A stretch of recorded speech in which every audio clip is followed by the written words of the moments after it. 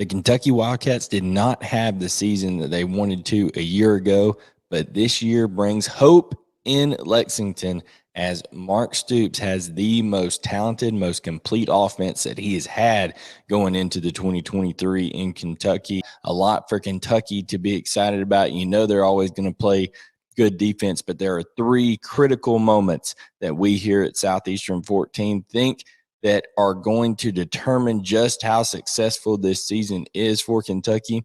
So without further ado, let's get to it. Three critical moments here for Kentucky in the 2023 season.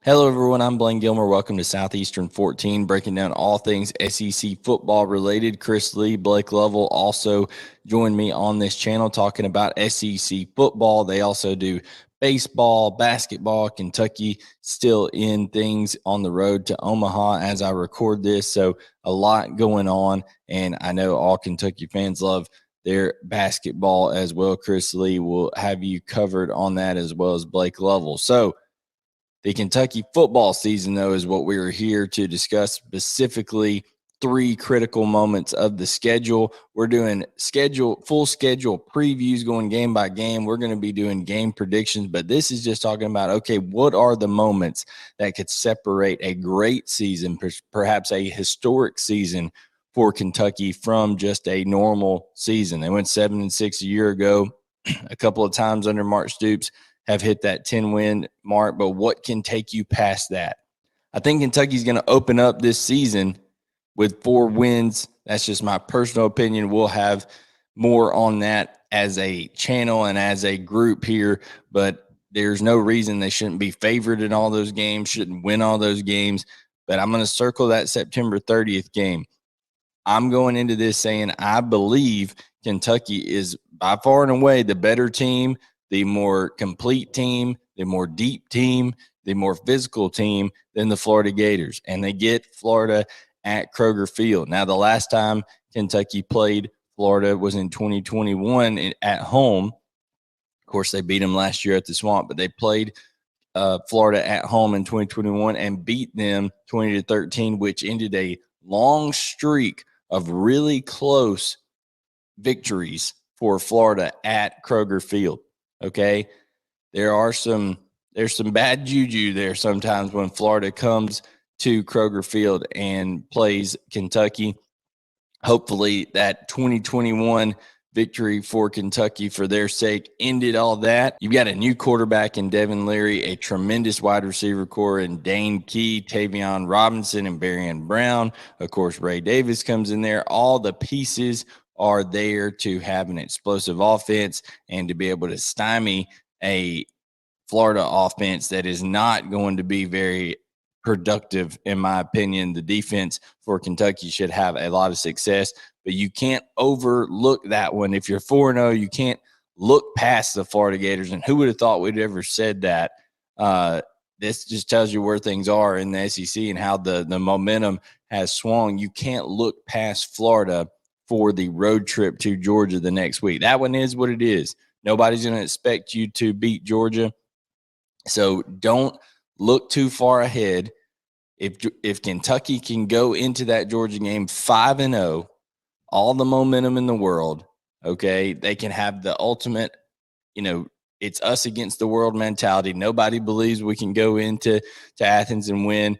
Mark Stoops can use that to rally his team. They've played very well in Athens in the past. So I think that Florida game is crucial just from a maturity standpoint. They're going to be the more talented team. They're going to be the more physical team. From a maturity standpoint, can you take care of business how you're supposed to in that Florida game? Then the week after the Georgia game, the second moment I'm going to say is critical is that Missouri game. If Georgia does beat you, don't let Georgia beat you twice, okay? Especially from that. That's going to be a physical game, and then you're going to come back home and face a physical team in Missouri. Just as physical as Kentucky is and just as tough as they play on defense, Missouri is going to be experienced. They've got 9 or 10 seniors that are going to play key roles, if not start on that defense. They are loaded with experience, had even some transfers come in to help out over there. So Missouri is going to be a tough team defensively. It'll be important for Devin Leary and company to make sure they are efficient. Don't turn the ball over. Don't let Missouri, get momentum early in that game, because there's a bye week coming the next week after that where you can get rested up and prepare for Tennessee. We all know how big that Tennessee game is going to be. I'm not going to circle that one here for a critical moment because it's obvious, just like the Georgia game is an obvious one. But the last and most critical moment, another big game's coming up, Alabama at Kroger Field. Again, Georgia, Tennessee, and Alabama, you don't have to circle those as critical moments because we all know they're big games, and Kentucky gets Tennessee and Alabama at home. So that is a huge benefit for them. But the third most critical moment, I'm going to say, is after whatever happens, after you've faced Tennessee, after you've went on the road to Mississippi State and you've faced Alabama at home, that 3-game stretch, then you return on the road. You go to South Carolina, Williams-Brice Stadium, a place that can be jumping with the atmosphere in there, and the momentum can snowball on you, especially late in the season. We saw what happened to Tennessee last year. They went in there and got 63 hung on them by a Gamecocks team that was not particularly very good offensively all year. They have Spencer Rattler. They have a lot of excitement in that program. I particularly don't think South Carolina will be in any kind of contention at that point, but they weren't in any kind of contention the prior year, last year, and Shane Beamer had those guys ready to play. So it could be a potential deal here where if Kentucky has the dream season and they've got 1 or 2 losses going there, going into November 18th, that South Carolina game could prevent you from, really, really bolstering things to a different level, having the chance at an 11-win season, things of that nature.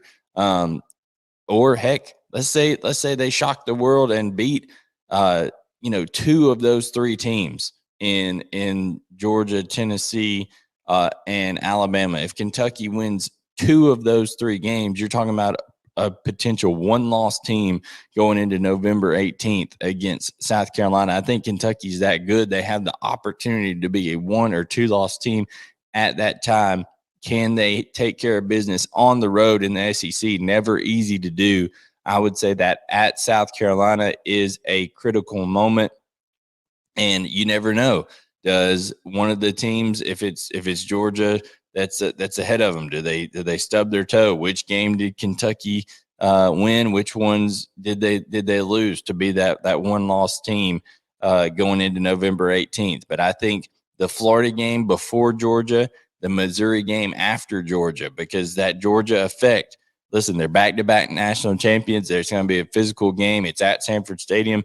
That could affect you the week before and the week after. So those are 2 critical moments. And then I'm going to say November 18th at South Carolina on the road with a lot on the line for Kentucky is a critical moment to test. Okay, can we go on the road when most of our big games have been at home and handle a crazy environment and be able to take care of business? Kentucky had problems on the offensive line last year. They've added pieces there to be able to help fortify those problems. Marquez Cox comes in from Northern Illinois. He should play left tackle. You've got Cortland Ford who comes in over there that's going to help at right tackle. Tanner Bowles transferred in. They have a lot of guys that are coming in to help replace some of those holes that Kentucky has. Of course, Kenneth Horsey coming back. Big deal. Jagger Burton and Eli Cox all return. So I think this Kentucky offensive line is going to be much improved.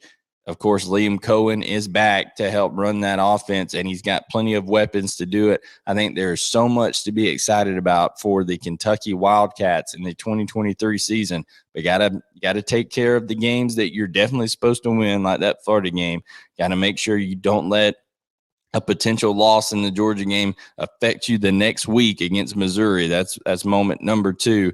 And then the same thing after what could be a monumental banner type win for a Kentucky program. If they beat Alabama at home November 11th, well, then even if they beat Alabama, then you got to go back on the road and make sure that you can handle that environment in Williams-Brice Stadium. So a lot to be excited about, but still key moments here to take care of. Let us know what you think. Comments, like, subscribe, all that good stuff here on Southeastern 14. We appreciate you tuning in, and we'll catch you next time to talk some more SEC football right here on Southeastern 14.